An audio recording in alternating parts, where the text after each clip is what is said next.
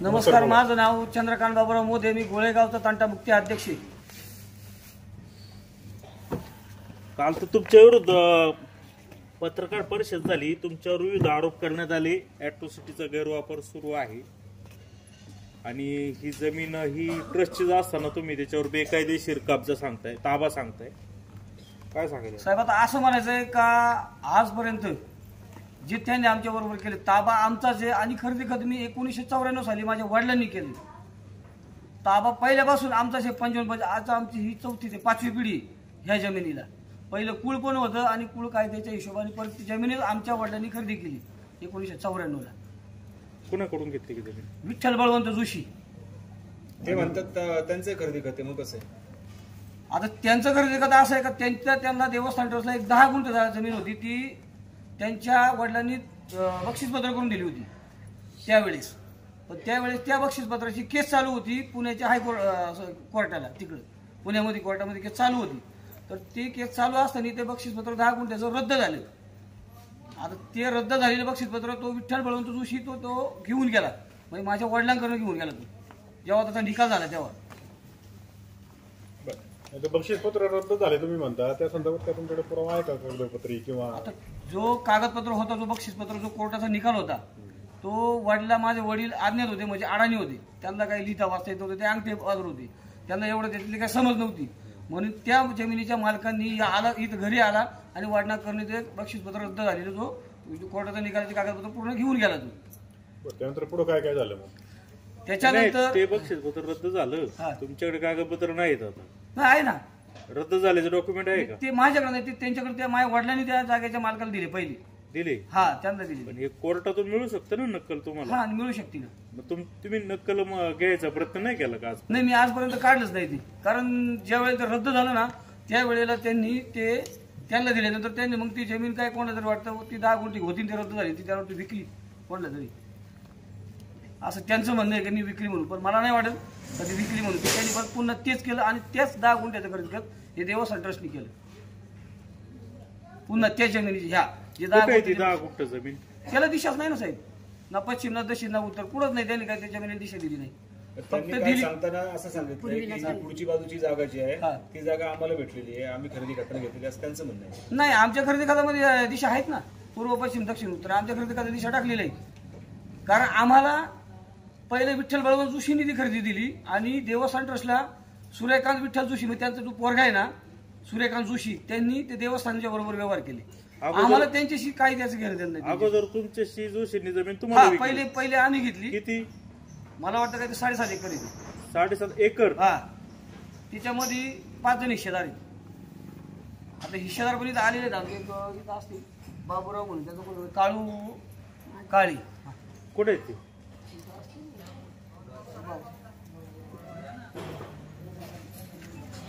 यांच्या वडिलांनी घेतलेली आहे का? काळू माधू काळे, हे त्यांचे मुलगा आहेत बाबूराव. तुम्ही आणि ते अजून कोण आहेत ते? तुकाराम शिंदे.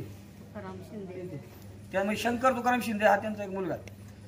आणि चौथा मगनशिवा मोदी, तो माझा चुलता आहे. आता नाही आले काही? नाही, ते नाही आले. त्यांची वय झाली आहे, वयाच्या हिशोबाने त्याला चालवत नाही. जोशींकडून 7.5 एकर जमीन तुम्ही 5 जणांनी मिळून खरेदी केली, बरोबर? हो. मग आता हे जे ट्रस्टनी जमीन कुणाकडून परत घेतली? जोशींकडून. ते जोशींकडून नाही घेतली, त्यांनी त्यांच्या मुलाकडून घेतली. पण त्यांच्या मुलाला माहिती आहे का ती जमीन पहिली वाड्याने विकली म्हणून, कारण त्यांच्या सह्या आहेच त्याच्यावरती. म्हणजे ते बोगस करते का ते? आम्ही म्हणू शकतो ते बोगस असे. म्हणजे वाद केवळ 10 गुंठ्याचाच आहे? हा, फक्त वाद हा 10 गुंठ्याचाच आहे. बाकीची जी काय तुमच्या आहे ती तुमच्या ताब्यात आहे? त्या आमच्या ताब्यातच आणि अजूनही आमचा ताबा आहे. त्याच्यावरती पुन्हा कोणी ताबा टाकायचा प्रयत्न करतोय का? नाही, आता आमच्या ताब्यात आहे. देवस्थान ट्रस्टची जमीन बळकावण्याचा प्रयत्न करतोय, म्हणजे जोर जबरदस्तीने. नाही, 7.5 एकर जमीन तुम्ही कोणत्या साली घेतली? 1994. हा, मग ती कुठून कुठे आहे 7.5 एकर? ते वरती जे मंदिर आहे आता सेंट्रल गव्हर्नमेंटचं जे ऑफिस आहे, तिकिटीचं घर, तिथून तर डायरेक्ट ते गौरीशंकरचं हॉटेल आहे का खाली घाटाला, तिथं नंबर आहे. तर डायरेक्ट असा पट्टा आहे बाहेर. आता हे पाठीमागे जे हॉटेल दिसते हे त्याच गटात आहे का? हे त्या जागेत हे आमचं स्वतः मालकीचं हॉटेल आहे. 7.5 एकर मध्ये? 7.5 एकर मध्ये. मग ते मध्ये लिहिलं तरी देवस्थान ट्रस्टचं ते कसं काय आलं ऑफिस इथं? ते त्यांनी जबरदस्ती पहिलेच केलेली होती. पहिलं ते नव्हतं, पण ते पहिलं सप्राजू होतं म्हणजे गवताचं. पण त्यांनी वडील म्हणले की बाबा ते राहू दे देवाला तेवढंच. म्हणजे वडिलांनी त्या पूर्वीमध्ये ते त्यांना परवानगी देऊन त्यांनी ते बांधलेले तेवढंच. वडिलांच्या संमतीनेच बांधलंय नाही, फक्त समिती वगैरे काय घेतली नाही, सही वगैरे आकडा पुढे केला नाही त्यांनी, फक्त ते बांधलं तसं बोलले. तोंडी संमतीने हा, तोंडी संमती फक्त ती झालेली आहे त्यांचं. ते गावताच्याला संमती दिली होती, हे पक्क झालं, याला विरोध नाही केला का? नाही, आपण त्यावेळेस त्यांना बोलत ते म्हणले नाही, फक्त एवढं तर राहू दे म्हणले, म्हणून त्यावेळेला ते केले त्यांनी. म्हणजे आमचा समाज कसा आहे, आदिवासी दिलं म्हणणार, नाही म्हणल्यावर नाही म्हणणार. ते गणपतीचं मंदिर पण तुमच्याच हाती ते. हो, ते पण आहे ना, आमच्या आदिवासी समाजाच्या 7-12 जमीन आहे ते मंदिर आहे. हे ज्या पायऱ्या दिसतात या पायऱ्या कोणाच्या हाती ते? हे सगळं याच्या आमच्या हातीतच आहे टोटल. त्यांचं म्हणणं तर आहे का ते सगळं आमच्या ताब्यातले, आम्ही खरेदी केलं त्याच्यावरती, त्याच्या 7-12 आमचा आहे असं म्हणतात ते. नाही, हे चुकीचं आहे साहेब, ते जे बोलतात ते खोटं आहे त्यांचं सगळं. त्यांचं दुसरं एक म्हणणं असं आहे की आता आम्ही प्रेस कॉन्फरन्स घेतली, हा, आम्हाला त्यांनी काही गोष्टी सांगितल्या त्यात आम्ही तुमच्याशी बोलतो कारण तुम्ही आम्हाला बोलवलंय. हा, त्यांचं म्हणणं आहे की समोरासमोर बसा, हा, तहसीलदारांना बोलवा, तुमच्याकडची कागदपत्र तुम्ही आणा, त्यांच्याकडची कागदपत्र ते आणतील आणि समोर सोक्षमोक्ष करू. आता त्यांच्याशी मी कितीतरी वेळा त्यांच्या ह्या ऑफिसमध्ये मिटिंगला बसलो, तर समजूत्यासाठी बऱ्याचशा वेळा गेलो मी त्यांच्यामध्ये. मी पण त्यांना बऱ्याचशा वेळा म्हणलं, पण ते काय असं म्हणजे कुठे जरी एखादा मुद्दा घेणार, त्या मुद्द्यावरती काहीतरी चिडचिड करणार, परत पुन्हा म्हणणार बा आम्हाला नाही मिटवायचं, किंवा ते मुद्द्यामध्ये कधी आलेच नाही बोलवायला. याच्यामध्ये त्यांनी एक जिल्हा परिषद सदस्य होते अंकुश डांबले म्हणून, त्यांनी त्यांना पण मध्यस्थी घातलं होतं. पण त्यावेळेला पण ते काय म्हणले की बस झालं विषय. त्याच्यानंतर त्यांच्यामध्ये काहीतरी 15 जणांमध्ये मिटिंग झाली, परत पुन्हा एक ते म्हणले आम्ही तुम्हाला बोलवतो, त्यांच्यामध्ये ते म्हणले का नाही आम्हाला नाही जमणार. कधी झालंय हे साधारण माझ्या पण 6-7 महिने झाले असते. आता तुमची भूमिका काय आहे? आता भूमिका काय आमची आहे असंच, म्हणजे नक्की काय? म्हणजे आता जसं आता आमची केस चालू आहे याला सेशन कोर्टाला खेडला, तिथं आपण अपील पण केलेली आहे, तिथे केस चालूच आहे कोर्टामध्ये. म्हणजे संबंधित जे लोक आहेत सध्याचे असणारे सेक्रेटरी, त्यांनी काल हा विषय मांडला होता का बा तहसीलदारांना मध्यस्थी घ्या, पीआयला घ्या, DYSP अशी जे काही मंडळी आहेत त्यांना मध्यस्थी घ्या आणि मध्यस्थी घेऊन चर्चा करा. मग जर कोर्टामध्ये केस चालू आहे तर ही मध्यस्थी टाकणं म्हणजे काय धुळफेक आहे का? नाही, त्याच्याशी काय संबंध येतो किंवा मोठा अधिकारी घेणं किंवा हे काय करणं. जर प्रेमानं माणूस बसल्याच्या नंतर प्रेमानं गोष्टी सुटतात, ते विद्रूप नाही होत, त्याचा दृष्टिकोन वेगळं होत नाही. पण जर तुम्ही इतरांना मध्यस्थी घालून कोणतरी काहीतरी एखाद्या पुढे तरी एखादं काहीतरी कारण काढणार, व हे नाही असं नाही तसं पाहिजे आपल्याला, असं नाही तसं, म्हणजे त्यांच्या कारणं असतात. एक 15 जण असतात, 15 जणांचं एक प्रत्येकाचं एक म्हणणं असतं. जर 4 जणांना पटलं तर त्या बाकीच्या 5 जणांना पटत नाही, किंवा त्या 5 जणांना पटलं तर इतर दोघांना जमत नाही. याच्यावरून त्या कारणामुळे ते हे पेंडिंगला पडत असत, ते समजुतीने घ्यायचा विषय नाही.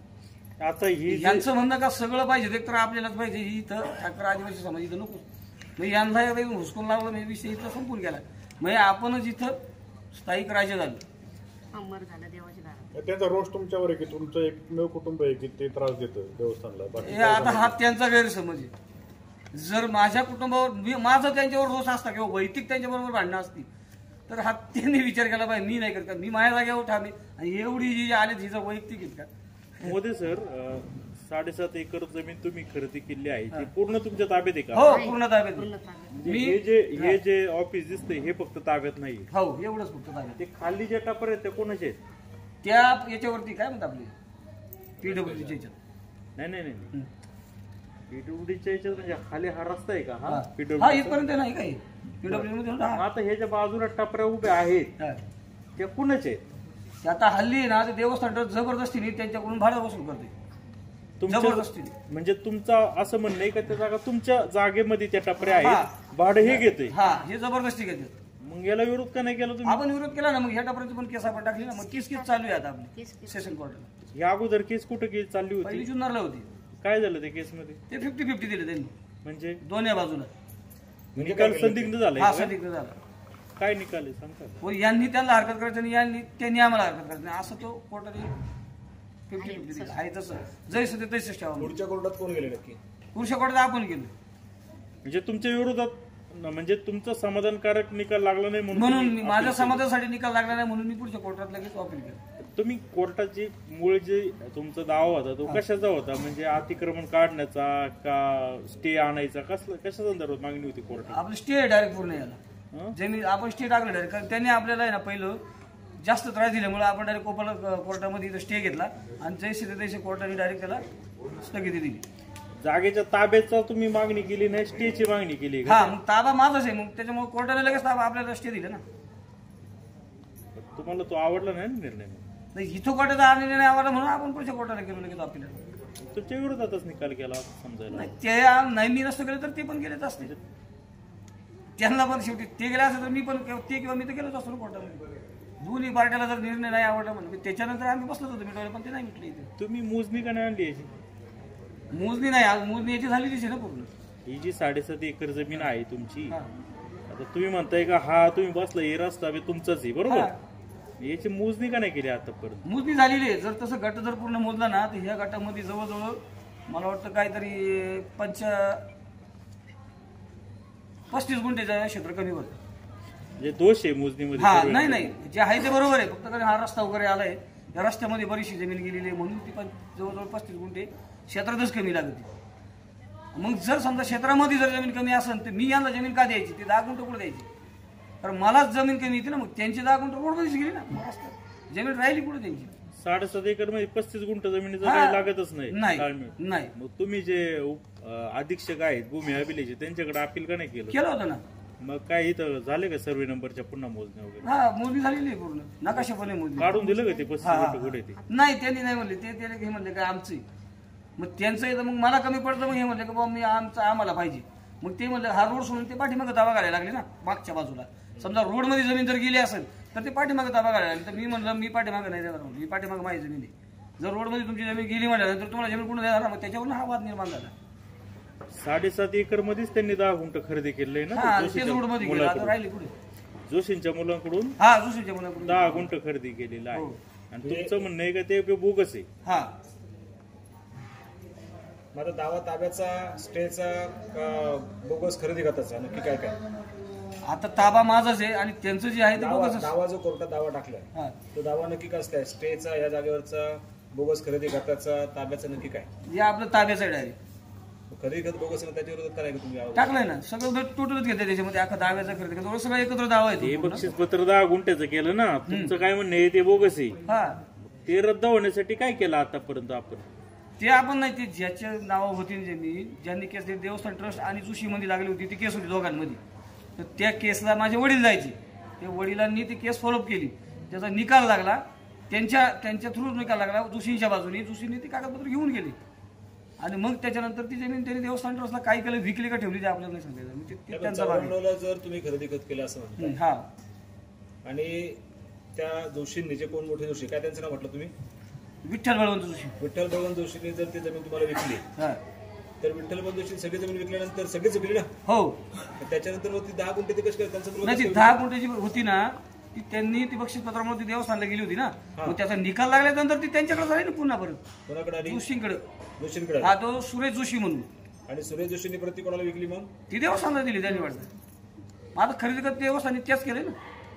वाटतंय म्हणजे तुम्हाला हे डॉक्युमेंट काही पूर्ण माहिती नाही का? आपण त्यांचं नाही पहिलं. आता त्यांचं म्हणजे तुमच्याच विषयाच्या संदर्भात. आमचं शिक्षण पहिलं आदिवासीमध्ये, मी शिकलोय 2री. माझं काही शिक्षण एवढं नाही, किंवा मला ते इंग्लिश वाचता येतं त्याच्यातला काही भाग नाही. आम्हाला फक्त वकील म्हणतात असं आहे, आम्ही त्या हिशोबाने चालतो. आता कायद्याला वकील असतात, आपण तर वकिलाचं हे नाही करू शकत ना कायद्याचं. चला, जमिनीचा भाग अजून काय बोलायचं का विषयावर? आता आई बोलती. आता शंकरता म्हणे त्यांनी हातातून बोला. जे टायमाला मी इथं आले, इथं आल्यानंतर त्याने मला काय म्हणला, जी आमची जागा आहे शंकरता म्हणे म्हणला मला, तर म्हणलं तुझी जागा आहे तर काढून घे कुठे. मोजणी आणली आणि ते माग माझ्या क्षेत्रात त्यांनी ताबा घ्यायला हे लोक आली त्यांची 15 जण. आणि मी म्हणले माझ्या क्षेत्रामध्ये मी तुला काय ताबा देणार नाही. आणि तिच्याहून मग ती भांडणं झाल्यानंतर मग शंकरता म्हणे पोलीस स्टेशनला गेला, माझ्यावर कंप्लेंट दिली का त्या बाईने आम्हाला मारलं, आम्हाला असं केलं. त्याच वेळेचाच ना, 94चा. 94चा त्याच वेळेचं चाललंय. साधारण घटना ती झाली असेल माझ्या मते 2006 ते 7. त्यावेळेस तो म्हणजे 2005ला त्यांचं खरेदी खत झालं, 2006 पासून पुढे हा वाद चालू झाला. पाठीमाग हे हॉटेल दिसते, हे तुम्ही बांधलं कधी? आता बांधलंय. किती दिवस झाले? 18ला. हा, त्याला काही विरोध केला का ट्रस्टवाल्यांनी? हा, नाही, पण त्याला सेंट्रल गव्हर्नमेंटचं परमिशन आहे. ट्रस्टवाल्यांनी ते विरोध केला होता ना, पण आपण तसं कोर्टाने आपल्या त्याच्या सर्व परवानगी दिली होती बांधायला. सेंट्रल गव्हर्नमेंटचे पहिले परमिशन काढलं आपण त्याची एक कॉपी कोर्टाला दिली, तर कोर्टाने म्हणली त्याला हरकत करायचं नाही, आपण बांधून घेतलं. कारण ते रिसर्च सेंट्रल गव्हर्नमेंटचं परमिशन आपल्याकडे लिटर आहे. अहो सेंट्रल गव्हर्नमेंट म्हणजे तिथून जे लेणीपासून अंतर असतं तिथं बांधकाम करायचं ते क्षेत्र. तुम्ही काय विचारतोय का ही जागा म्हणते ट्रस्ट का आमची, ही समोरची पण, आणि तुम्ही म्हणताय आमची. ट्रस्टनी हे बांधताना काय विरोध केलता का? नव्हता नाही केला ना. याला हरकत नाही घेतली त्यांनी. पूर्ण वसपर्यंत नाही हरकत गेली. फक्त त्यांनी हरकत फक्त कशावर उंच- घेतली का उंच इथं झाला. हाईटचं हरकत त्यांनी हरकत हाईटचं केली. फक्त हाईटला. जागेच्या ताब्याची हरकत नाही, नाही. नाही. नाही केलं. त्याला काही हरकत नाही. नाही हरकत केलीच नाही त्याने. मी होते ना तर आता माझा हा 65 वय आहे. हा इथं पोरा माझी 7-7 वर्षाची होती तशी मी इथं आलेली आहे. मी कच्ची विट्टाचा घर बांधला तिथं राहिले तरी त्यांनी मला काय हरकत केली नाही. शंकर तामाने तो काही मला कधीच बोलला नाही. पण नंतर तो असा लागला पाणी नाही न्यायचं, पाणी नाही इथून माय घ्यायचं, मग तुझी पोरं इकडं नाही येऊन द्यायची. म्हणजे ही माझी बारीक बारीक पोरं असायची ना 7-7 वर्षाची, का हा रस्ता उंडून इकडं पोरं नाही येऊन द्यायची तुझी. त्याच्यावरून वाद झाला. म्हणलं का बरं माय पोरं नाही यायचे? ते बोलले तुम्ही ठाकरे आहेत ठाकूरडे आणि माझ्या इकडं पोरं आमच्या जाग्यात नाही येऊन द्यायची. असा कोण म्हणला? शंकर म्हणला. कधी म्हणला? त्याच टायमाला जे टायमाला वाद चालू झाला त्याच टायमाला बोलला ना. जमिनीबद्दल बोला आता. जमिनीबद्दलच चाललंय. जमिनीबद्दलच चाललंय. माझी जागा होती ना, जाग्यामधून इकडं माझी पोरांनी यायचं नाही. म्हणजे माझी पोरांनी या जागेत यायचं. त्यांनी बंधन घातलं आम्हाला. बंधन घातलं. त्यांना म्हणायचे का बा तुझी मुलं आमच्या जागेत नाही आली बाई, देवस्थान ट्रस्टच्या इकडे जी काय असेल आवाज त्या आवारामध्ये तुम्ही यायचं नाही, त्या जागेमध्ये फिरकायचं नाही, पाण्याला यायचं नाही. आणि त्या टायमाला मला पाणी प्यायला नाही. माझं लग्न झालं 2001ला. ज्या टायमाला लग्न झालं ना तेव्हा माझी मंडळी मिसेस आहे ती पाणी आणाय टाकीव गेली तर त्यांनी हांड भरून आणलेली शंकर तामाने आणि सदाशिव तामाने इथं वतून दिलं पाणी. म्हणजे आमचं पूर्ण बंद करून टाकलं. तुम्ही आमच्या जागेत यायचं नाही असं विषय. आमचं पाणी सुद्धा प्यायचं. पाणी प्यायचं नाही. तुमचं असं म्हणणं आहे की आता ही जी लाईन आहे वरून, ही सगळी लाईनची सगळी जागा ही तुमची आहे खालपर्यंत. कोणतं हॉटेलचं नाव सांगितलं? गौरी शंकर. ठीक आहे. मग आता हे जे बांधायला म्हणून हे सापडायचं दिलं, यांनी पक्क बेकायदेशीर बांधकाम केलं. खालची दुकानं बेकायदेशीरपणे ते भाडे घेतात तुमच्या जागेत, असं तुमचं म्हणणं आहे. आणि याबाबत केस कोर्टामध्ये सुरू आहे. आता ती कोर्टात केस सुरू आहे ना, तो ठीक आहे, त्याच्यावर आपल्याला काही चर्चा करता येत नाही. आता हे जे तुमचे जे विषय चाललेले आहे अॅट्रॉसिटीचं, त्याच्याबद्दल बोला. आता अॅट्रॉसिटीला माझ्या मुलांनी इथून कुपन घेतलं. आता इथून कुपन गेलो 25 तो जेवायला गेला तर सविस्तर माझ्या मुलांनी त्याला सांगितलं का बाबा मी पिंटू शेटचा मुलगा आहे. आता मी गोळेगाव तंटामुक्ती अध्यक्ष म्हणले ते मला ओळखत नाही का किंवा माझ्या मुलांना ओळखत नाही, याच्यातला काही भाग नाही. माझ्या मुलांना सगळं ओळखत आहेत. त्याच्यानंतर तिथं मुलगा गेला तेव्हा ते पोरांनी ताट घेतले जेवायला ताट घेतलं. सदाशिव तामाने ते हिसकाटून घेतलं. त्याच्यानंतर तिथे ती कॅरीबॅग पडलेली होती. त्यांनी ते कॅरीबॅगमध्ये त्या मुलांनी भरून दिलं. कोण होता? अभिलाष शिरताट म्हणून. त्यांनी ते कॅरीबॅगमध्ये भरून दिलं. तर भरून दिल्याच्या नंतर ती कॅरीबॅग पण त्यांनी हिसकाडून घेतली. ते म्हणलं इथं बसून खायचं. हा काय म्हणला की इथं गर्दी आहे, मी गर्दी असल्यामुळे मी बाहेर कुठं जाऊन आपलं बसून खातो म्हणून. तर त्याच्यावर तो दरवाजामध्ये त्याला म्हटलं तुम्हाला माहित नाही की इथं तुम्ही हे जेवण द्यायला तर आम्ही इथं ठाकूड्यांना जेवायला परवानगी नाही. आणि इतर काही पण जेवण असलं का तरी आमच्या समाजाचे पोरं जर जेवायला आतमध्ये आली का त्याला तर दरवाजाला काठी लावते नाही तुम्ही बाहेर जा रे.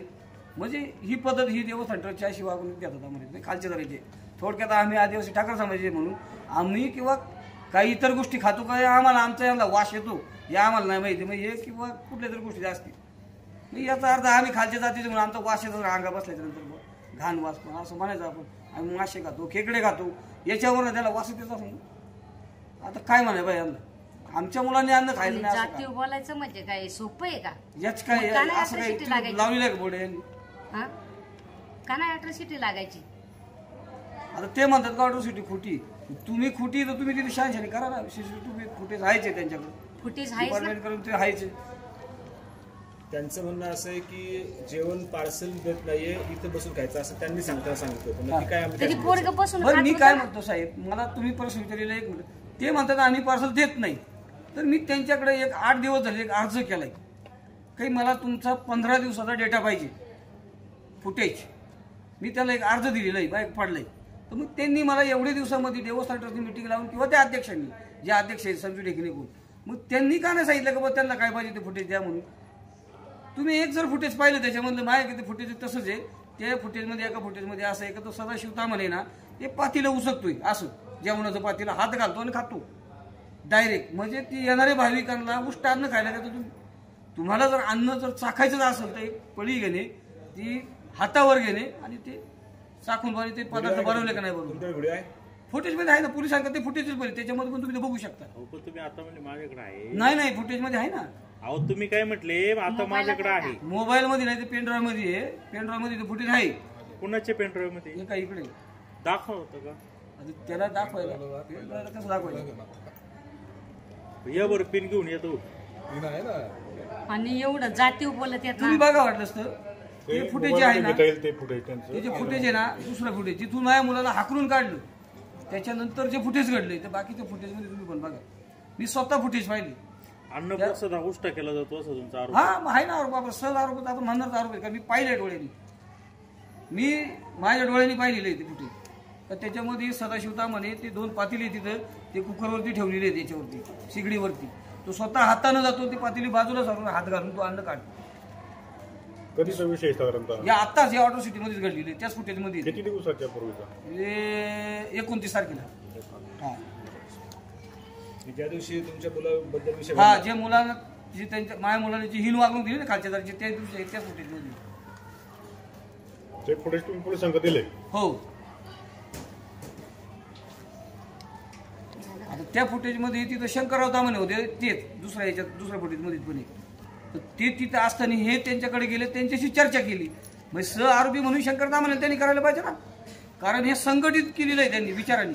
शंकर दामण्याला माहिती आहे का हा पिंटू शेटचा पोरगा आहे, म्हणूनच त्या पोराला जाती वागणूक तशी वागणूक दिली ना, खालची हिन वागणूक दिली, जेवण ओढून घेतलं की मग हे यांनी मिळून मिसळून केलेलं प्रकार आहे. ट्रस्टचा नियम आहे पार्सल देता येत नाही, म्हणून आम्ही म्हणलो पार्सल घेऊन जाऊ नका, एवढंच म्हटले ते. मग आता जर त्या देवस्थानचा नियम असेल तर पार्सल द्यायचं नाही, बरं मग तुम्ही पार्सल का नेता? पार्सल द्यायचं नाही, मग कॅरी बॅग आली कुठनं? मी काय म्हणतो, तिथं कॅरी बॅग जी होती ती पार्सल भरली ती आली कुठनं? मी माझ्या मुलाला विचारायचं म्हणलं, पप्पा तिथंच कॅरी बॅग होती, त्यांच्या पैसे कॅरी बॅगचा बंडल होता. मग याचा अर्थ हे पार्सल देतात, याचा अर्थ ते पार्सल देतात. तुमचं हे आजोबा आहेत. मी मारुती किसन पारधी, आदिवासी सामाजिक कार्यकर्ता. आता तुमचा प्रश्न असा आहे का पार्सल देत नाही. त्यांच्या समाजाला कसं कॅरी बॅग मध्ये पार्सल भरून दिलं जातं, डबे भरून दिले जातात. मग आमच्या समाजाला का नाही पार्सल? त्यांच्या समाजाने किंवा त्यांनी पार्सल दिल्याचा पुरावा काय आपल्याकडे? काय आहे ना आमच्याकडे पुरावे. ते म्हणले त्यांची समाजाची माणसं दुकानात आणून खातात, ते चालतं. आणि आमच्या मुलांनी कॅरी बॅग मध्ये भरलेलं ओतून घेण्याचा यांचा काय अधिकार आहे? आता मागच्या वेळेला तुम्ही पाहिलं एवढं अन्न त्यांनी बोलू दे ना, तेवढं अन्न फेकून दिलं ते माग.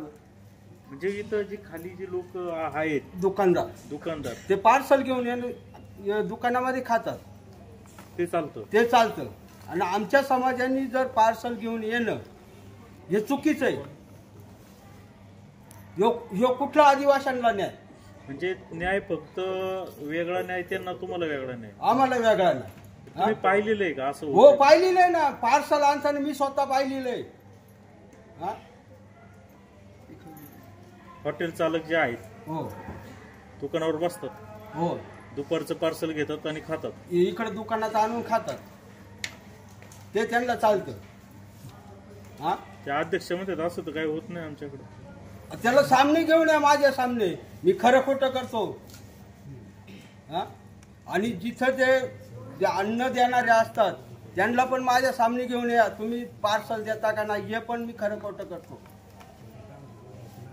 आणि शंकर अध्यक्ष काय म्हणतो, माझ्यावर 18 शिटी झाल्यात, 18 शिटी केसी त्याच्यावर 3 झाल्यात, तर तुम्हाला कायदा माहिती आहे का? त्या 18 शिटीचा कायदा माहिती आहे का? पहिल्यांदा जर तुमच्यावर 18 शिटी केस होती तर दुसऱ्यांदा तुमच्यावर 18 शिटी केस झाली तर तुम्हाला जामीन नाही हे त्याला माहिती आहे का? हे पहिलं त्याला विचारा. तेच एकमेव माणूस त्याच्या अॅट्रॉसिटी व्हायचं कारण काय? कारण पहिले 23 वर्ष त्यांनी तुमच्याच बाईट मध्ये त्यांनी सांगितलं मी 23 वर्ष अध्यक्ष आहे. मग तुला एवढी अक्कल 23 वर्षाची आहे तर मग त्याला म्हणावं ह्या प्रश्नाचं उत्तर दे. तुझ्यावर 3 वेळा 18 शिटी केस झाली, पहिल्यांदा झाली तेव्हा तू सुटला, दुसऱ्यांदा झाले असते तर तो आजपर्यंत सुटला नसता. हे त्याला पहिला जाऊन विचारा. आपण तुम्ही त्याच्यावर का अट्रॉसिटी वारंवार करताय? कारण काय घडतंय? कारण आमचा जातीवाद, आम्हाला कायम तो जातीवादावरूनच विनवतो आणि ती अट्रॉसिटी केस मिस करणारा माणूस आहे. माझ्या बहिणीला ज्या वेळेला त्यांनी जातीवाद केला त्या वेळेला मी स्वतःचा अर्ज भरून माझ्या बहिणीचा अंगठा घेऊन मी ते भोपाळ, नेपाळ इकडे कागदपत्र पाठवून त्याच्यावर अट्रॉसिटी केलेली आहे.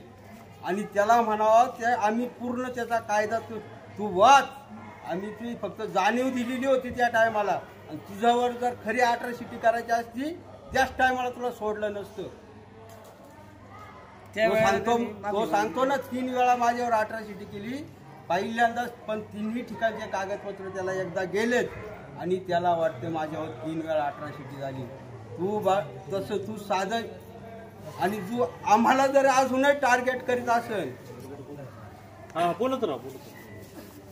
शंकर ताम्हाणे जर आम्हाला अजूनही टार्गेट आदिवासी म्हणून करत असेल तर त्याच्या सुनांनी काय म्हटलंय, आमच्या ताम्हाण्या घरावर तुम्ही अट्रॉसिटी करता.